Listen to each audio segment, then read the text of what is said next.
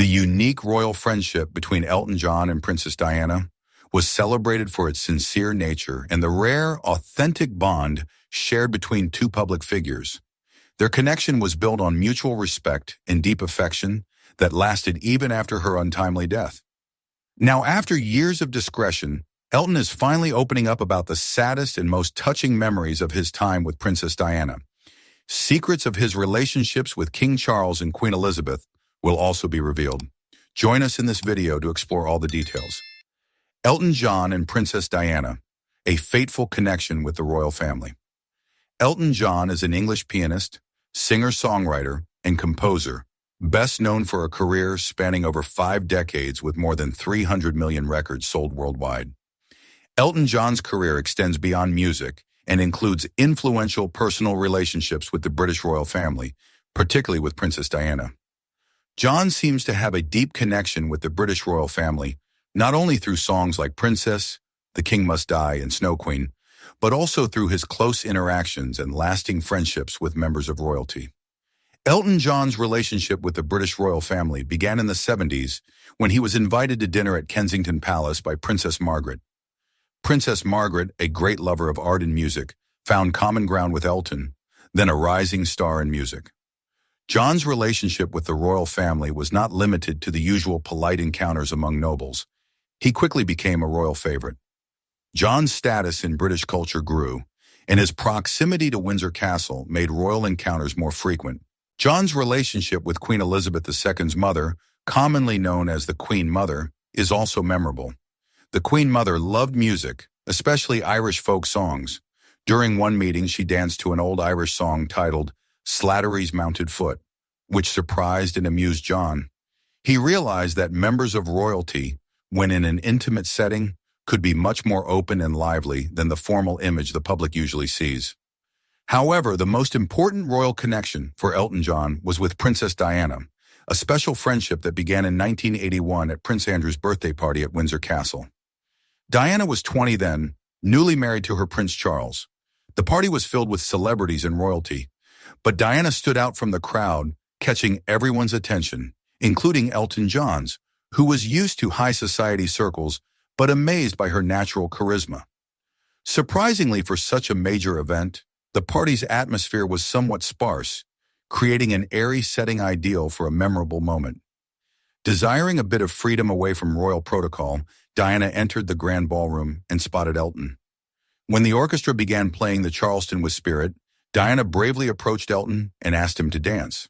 The scene seemed like something out of a movie where two celebrities, usually separated by their high status, found themselves dancing in the middle of a quiet room.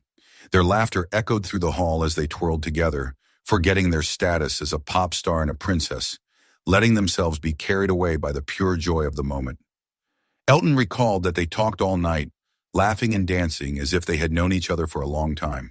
Elton John described Diana as having a natural and warm way of communicating that immediately put people at ease.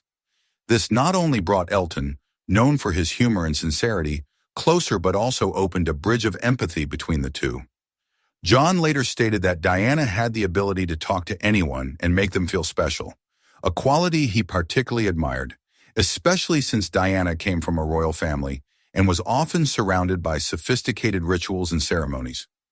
Although they were both public figures subject to the pressure of the spotlight, Diana and Elton found a deep understanding and empathy for each other. They shared a sense of loneliness in the face of overwhelming media and public attention, and their relationship quickly became a deep and lasting friendship.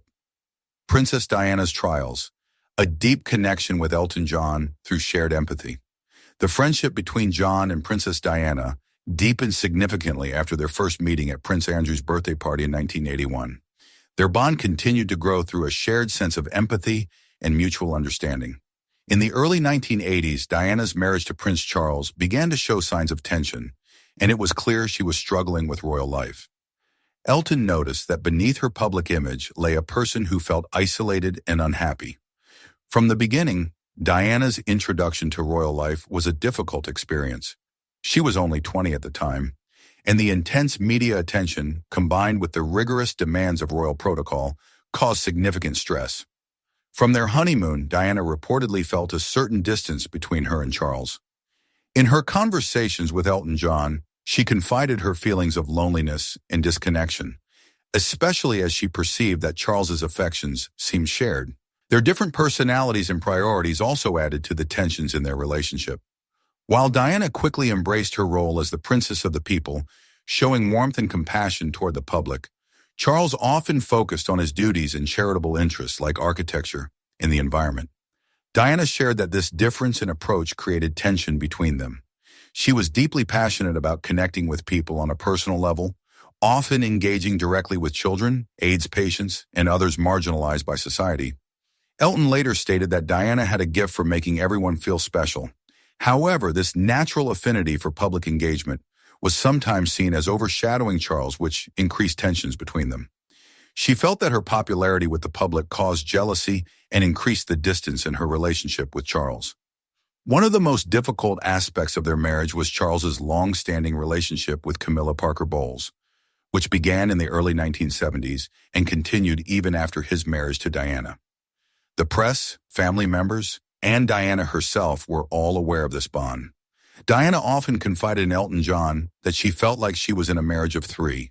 In a now famous interview with Martin Bashir, she stated, "There were three of us in this marriage, so it was a bit crowded."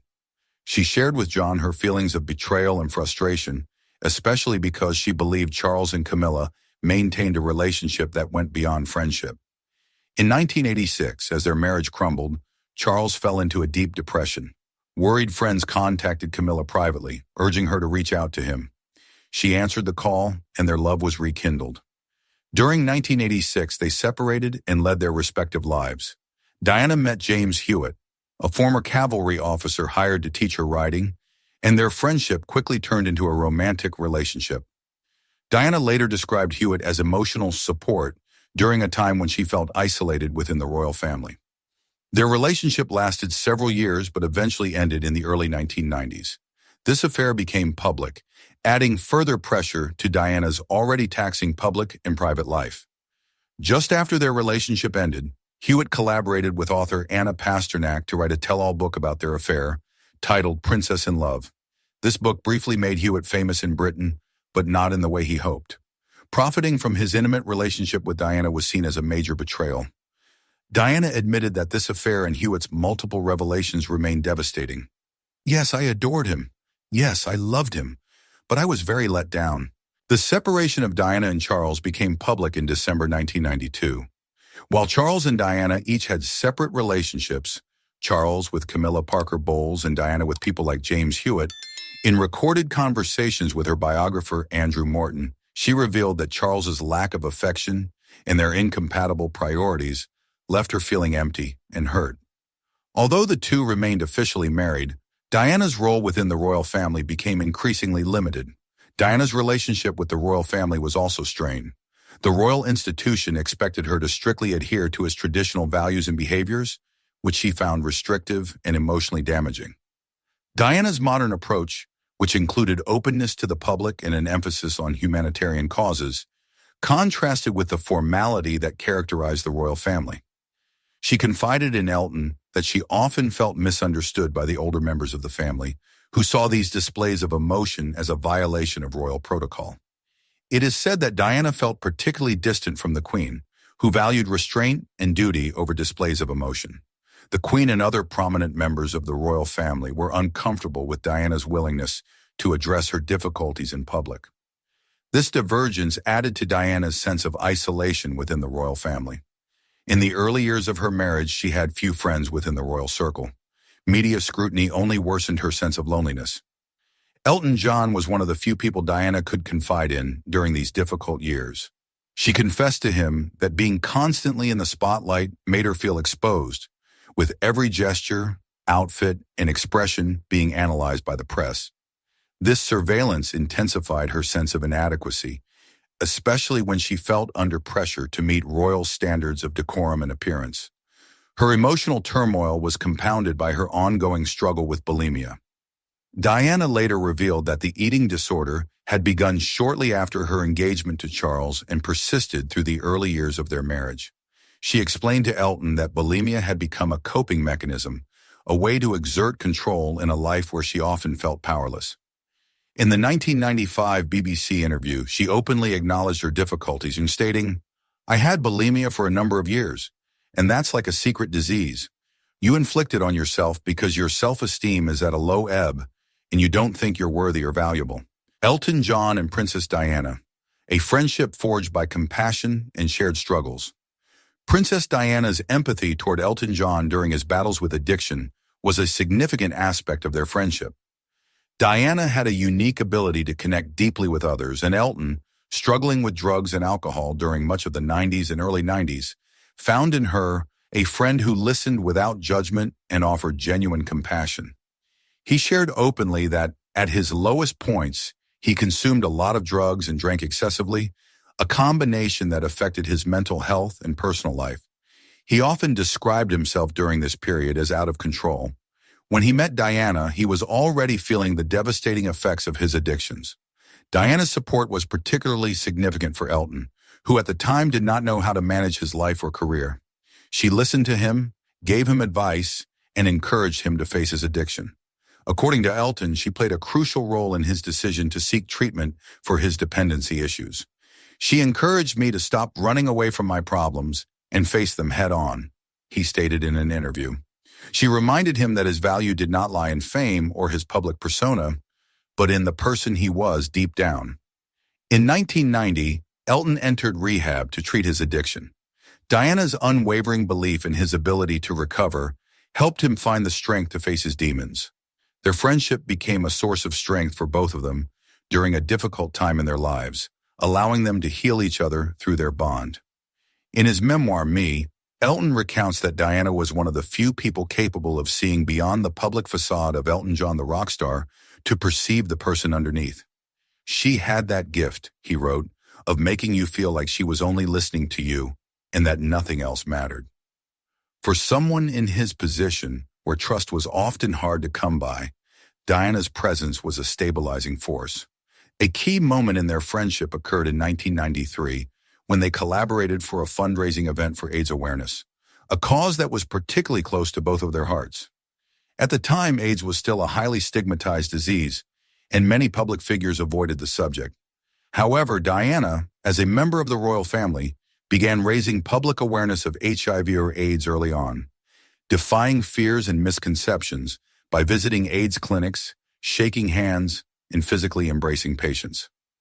Elton was also very invested in this cause, having lost close friends to the disease, including Freddie Mercury.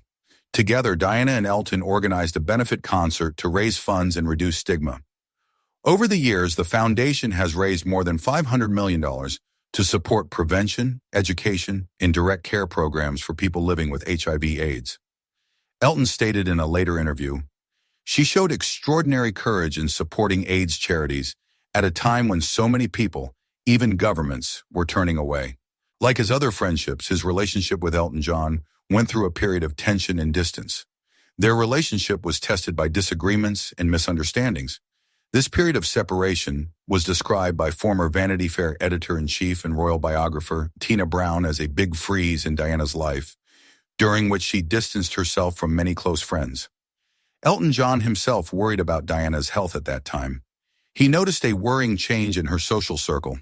She seemed to be moving away from people who sincerely cared about her and instead surrounded herself with people who told her what she wanted to hear, he wrote. He feared this change was unhealthy for Diana and that it would ultimately contribute to her sense of isolation. He had always been a supportive friend, and this change in Diana's behavior made him concerned for her mental and emotional state. One of the most public examples of their disagreement involved a fundraising project Elton was involved in the late 1990s. Elton John was raising funds for the National AIDS Trust, and Diana had agreed to contribute by appearing in a charity book. However, the project hit a snag when Diana saw the final version, which included a mix of photos of the royal family, including one of her with her sons, alongside images of nude male models. Diana was reportedly uncomfortable with how her image, particularly as the mother of the young princes, might appear alongside more sexual content, fearing it would upset the Queen. According to Tina Brown, Diana feared her participation in the book would cause a scandal within the royal family, particularly with the Queen. Despite these concerns, Elton later clarified that Diana had initially seen the book's content, expressed her approval, and even agreed to write a preface. However, as the project neared completion, she withdrew at the last minute, citing her discomfort with the images. In response, Elton John sent a letter to Diana expressing his disappointment and accusing her of wasting AIDS money. This moment marked a serious rift between them, with John describing his response as formal and severe. The lasting bond between Elton John and Princess Diana, a story of reconciliation, grief, and tribute. However, the estrangement did not last long. The two friends reconciled after sharing moments of grief and tragedy together. In July 1997, their mutual friend, fashion designer Gianni Versace, was tragically murdered outside his home in Miami. Diana and Elton John attended Versace's memorial service together in Milan, where they reunited. At Versace's funeral, they were seen comforting each other, visibly moved by the loss. However, this moment of reconciliation was short-lived. A few weeks after the memorial service on August 31, 1997, Diana lost her life in a car accident in Paris, leaving Elton John devastated by the loss. He was invited to sing at her funeral, and after consulting with Diana's family, decided to adapt his song Candle in the Wind as a tribute. The song, originally written in honor of Marilyn Monroe, was reworked with new lyrics reflecting Diana's life, her struggles, and her lasting legacy. This rewritten version, known as Goodbye England's Rose, was performed at Westminster Abbey before a global audience. Elton's performance at the funeral was one of the most moving moments of the ceremony. The song's lyrics, particularly the words Goodbye England's Rose, May you ever grow in our hearts, touched millions of people around the world. It was a deeply personal tribute, and Elton later admitted he had struggled to sing it. "I just couldn't stop crying," he said in an interview. "It was the hardest thing I've ever done." The performance not only paid tribute to Diana's life and work, but also symbolized the depth of the bond that united them. This tribute resonated deeply with the millions of people who admired Diana and saw her as a symbol of grace and compassion. The song became an instant global hit, reaching the top of the charts in many countries, including the United States, where it remained #1 on the Billboard Hot 100 for 14 consecutive weeks. The version of Candle in the Wind rewritten for Diana sold more than 33 million copies worldwide, making it one of the best-selling singles of all time. Despite the massive commercial success of the song, Elton John felt uneasy about the public reception of this tribute. While the world embraced the song and its message, John himself expressed discomfort with the excessive attention it received.